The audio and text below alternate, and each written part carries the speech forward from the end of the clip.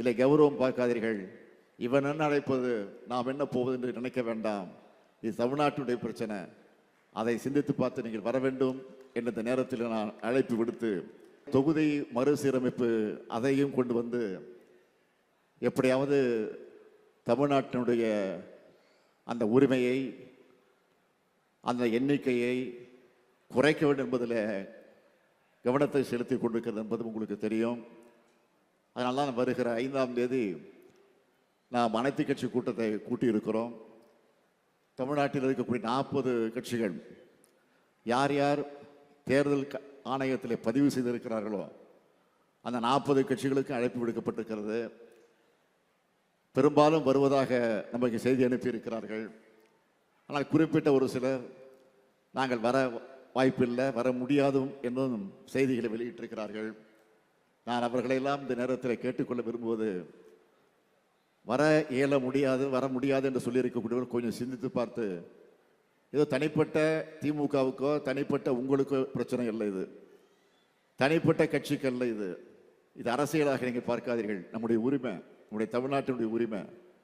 இன்றைக்கு 39 எம்பிக்கள் இருந்து கொண்டிருக்கிறார் என்று சொன்னால், அவர்களை வைத்துக்கொண்டே போராடி கொண்டிருக்கிறோம் என்று சொன்னால், அதையும் மீறி இன்றைக்கு இன்னும் சில நாடாளுமன்ற உறுப்பினர் இருந்தால்தான் நாம் எண்ணக்கூடிய எண்ணங்கள் எல்லாம் நிச்சயமாக நிறைவேற்றப்பட முடியும்.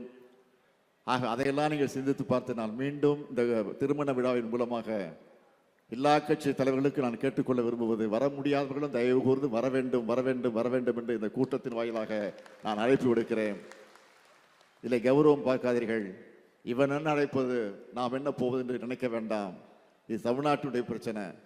அதை சிந்தித்து பார்த்து நீங்கள் வர வேண்டும் என்ற இந்த நேரத்தில் நான் அழைப்பு விடுத்து நம்முடைய கௌதமன் அவர்கள் இல்லத்தில் நடைபெறக்கூடிய இந்த மனவிழா நிகழ்ச்சியை முடித்துவிட்டு அடுத்து அரசு நிகழ்ச்சிக்கு போனோம். அப்புறம் கௌதமன் ஏற்பாடு செய்திருக்கக்கூடிய இன்னொரு நிகழ்ச்சி இருக்குது.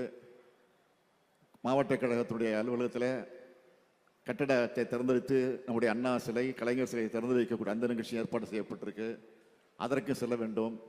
நம்முடைய கௌதமன் எவ்வளவு சாமர்த்தியசாலி என்பதற்கு ஒரு உதாரணம், திருமண விழாவை மட்டுமல்ல, கட்சி நிகழ்ச்சியும் சேர்த்து ஒரு கல்லில் 2 மாங்காய் என்று சொல்லுவாங்களே, ஒரு கல்லில் பல மாங்காய் அடிக்கக்கூடிய வல்லவர் நம்முடைய கௌதமன் அவர்கள்.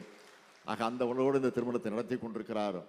ஆக அப்படிப்பட்ட திருமணத்தில் நானும் கலந்து கொண்டு மணமக்களை வாழ்த்துவதில் பெருமைப்படுகிறேன்.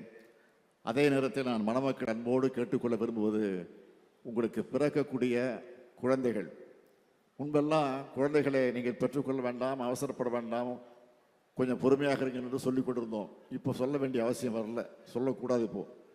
ஏன்னா மக்கள் தொகையின் அடிப்படையில் இடஒதுக்கீடு அந்த நாடாளுமன்ற உறுப்பினர் எண்ணிக்கை வரும் என்று சொல்லுகிற நேரத்தில் நமக்கு எண்ணிக்கை மக்கள் தொகை அதிகம் இருந்தால்தான் எம்பிக்கள் அதிகம் வரும் என்ற நிலை இன்றைக்கு உருவாகி இருக்கு.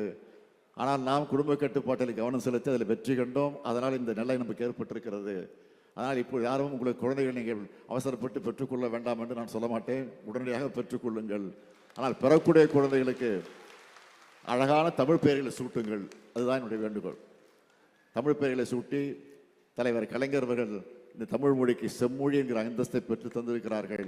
ஆக அப்படிப்பட்ட செம்மொழியில் அந்த தமிழ் பெயர்களை சூட்டுங்கள் என்ற அன்பான வேண்டுகோளை வைத்து புரட்சி கவிஞர் பாரதிதாசன் எடுத்துச் சொல்லியிருக்கக்கூடிய வீட்டிற்கு விளக்காய் நாட்டிற்கு தொண்டர்களாய் மணமக்கள் வாழுங்கள் வாழுங்கள் வாழுங்கள் என்று வாழ்த்தி மணவிழா கண்டிருக்கக்கூடிய உங்களை மீண்டும் ஒரு முறை வாழ்த்தி விடைபெறுகிறேன். நன்றி, வணக்கம்.